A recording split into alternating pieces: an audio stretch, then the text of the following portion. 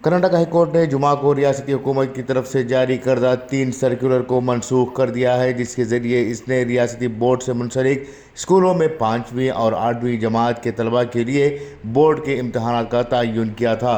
वज़ीर तालीम इसी तालीमी साल से बोर्ड के इम्तहानात के इनेकाद के लिए पूरी तरह तैयारी की थी। जस्टिस प्रदीप सिंह एरवीर की सरबराही वाली बेंच ने राय दही के क़वाइद के मुताबिक 5वीं और 8वीं जमात के बोर्ड इम्तहानात अगले साल से हो सकते हैं। RUPSA के सदर लोकेश तालीकट्टे ने हाई कोर्ट में अर्जी दायर की थी, जिसमें 5वीं और 8वीं जमात के तलबा के लिए होने वाले पब्लिक इम्तहानात को चैलेंज किया था।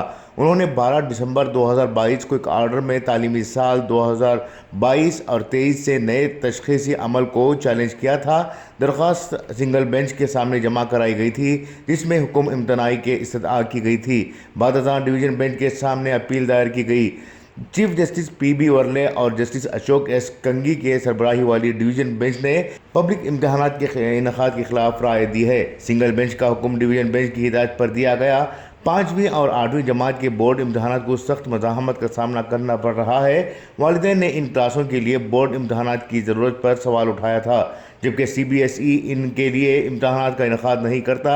इल्ज़ाम लगाया गया है कि महकमा तालीम ट्यूशन माफिया की हौसला अफजाई कर रहा है। इसी वजह से पब्लिक इम्तहानात का इनेकाद किया जा रहा था। ब्यूरो रिपोर्ट, इनकलाब न्यूज़, बेंगलुरु।